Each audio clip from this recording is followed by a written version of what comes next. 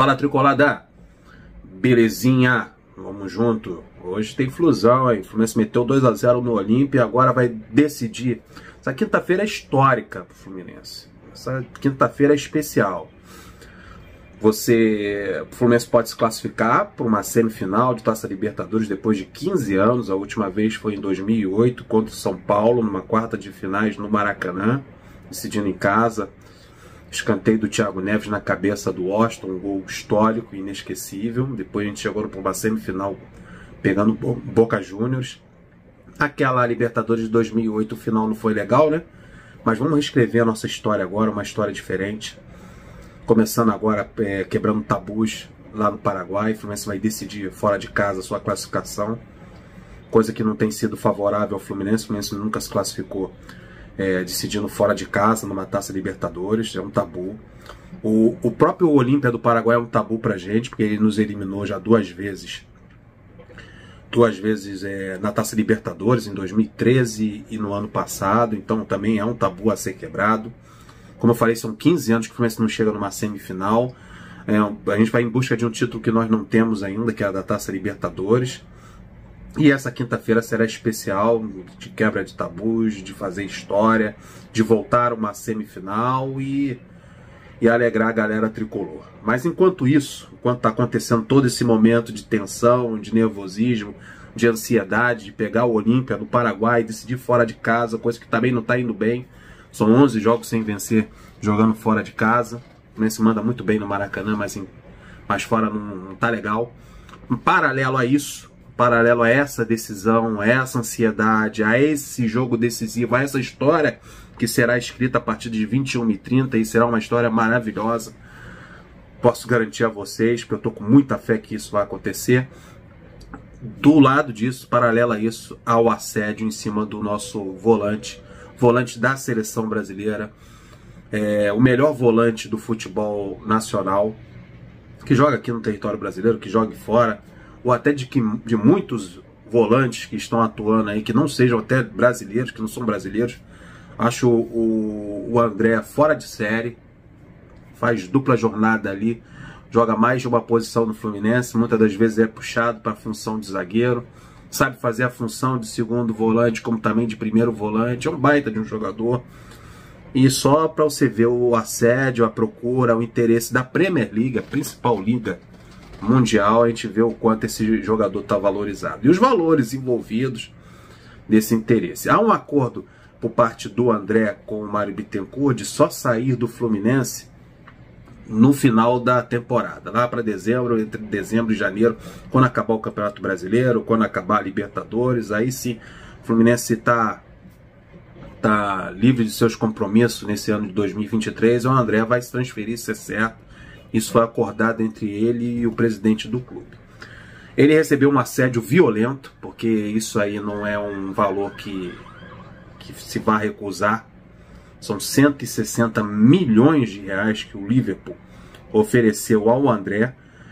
E o Mário Bittencourt conseguiu segurar o jogador, conseguiu trazer o foco do jogador. E o jogador também tem um caráter espetacular, o do André. Ele cumpre com a palavra deles. Ele botou a palavra dele na mesa, falando que vai ficar até o final do ano, ele vai segurar, independente do salário que está sendo envolvido ou do que está sendo oferecido. Ele manteve sua posição de não ir para o Liverpool e se manter no Fluminense focado no tricolor até o final do ano. Isso é muito válido, isso é muito legal e ganha muito pontos com a torcida tricolor, o André se tornando um ídolo do clube.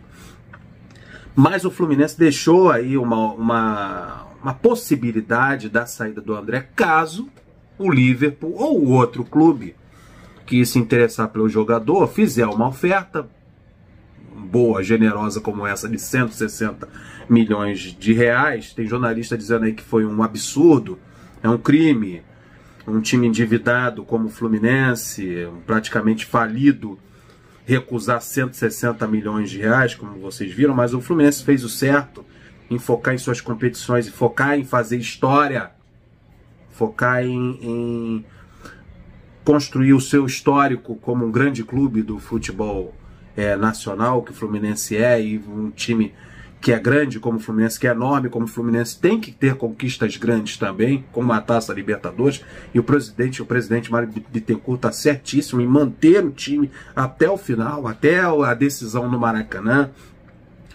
mesmo botando em risco todo o lado financeiro do Fluminense, né, porque se recusar 160 milhões de reais, tem que ter muita coragem, ainda mais na situação que o Fluminense está. Mesmo assim, o Fluminense trouxe o foco para suas competições. Mas o Fluminense abriu a possibilidade de quem se interessar pelo André fazer a oferta, fechar negócio com o Fluminense, mas só levar o jogador em janeiro. Há essa possibilidade. Quem quiser fechar hoje com o André, pode fechar, mas só vai levar em janeiro. Foi isso que o Mário Bittencourt acordou com o jogador concordou. Eu acho isso muito interessante.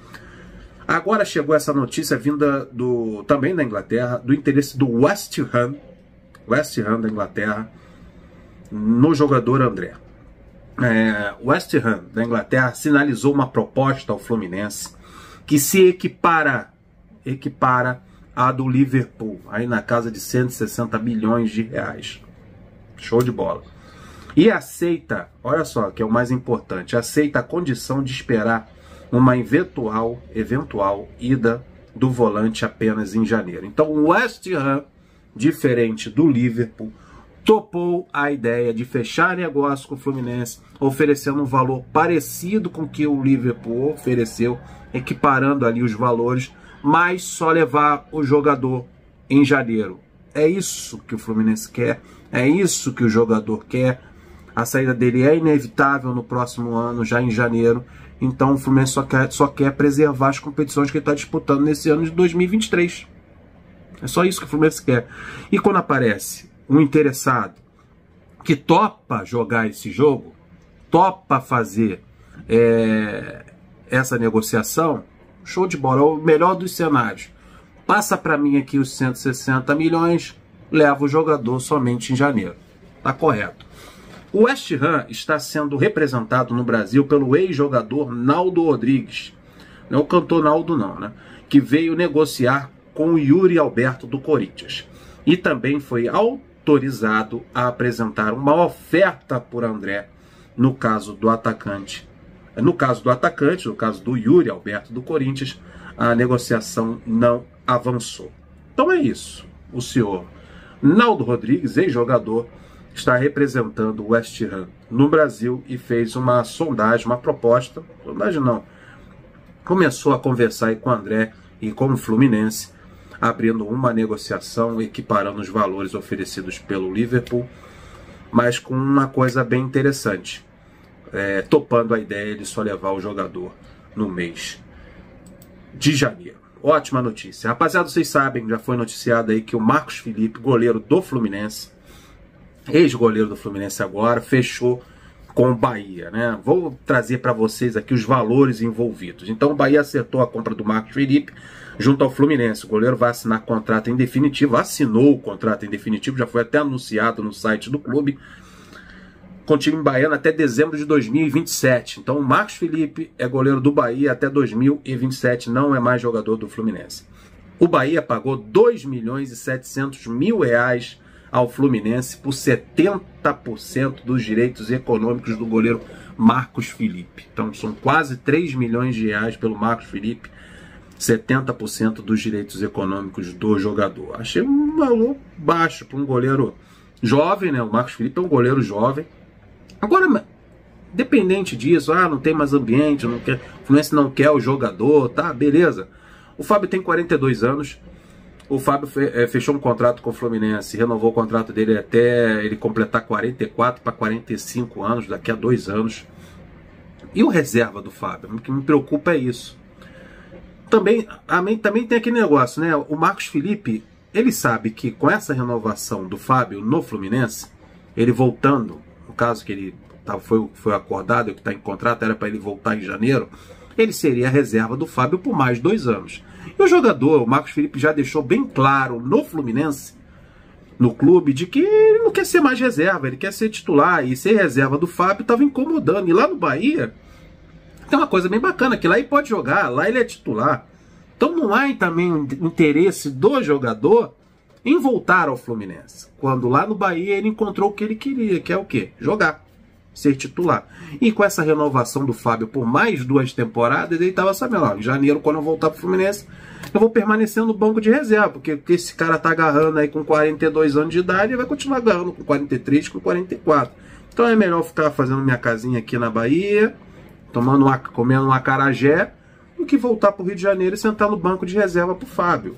É o interesse do jogador, é o melhor para ele, já demonstrou isso várias vezes no Fluminense, a esposa dele, as redes sociais dele, de que ele estava desconfortável no Fluminense sendo a reserva do Fábio.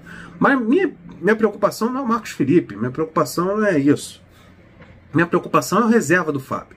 O Fluminense no momento não tem, né? O Vitor Eudes, que é o reserva imediato do Fábio, não mostrou ainda, nem jogar jogou.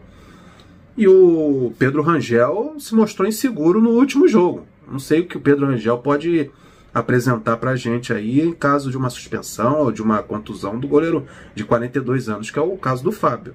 Quem é o reserva imediato? O reserva imediato traz segurança? O Marcos Felipe poderia trazer essa segurança. Mas agora só temos Pedro Rangel e Vitor Eudes.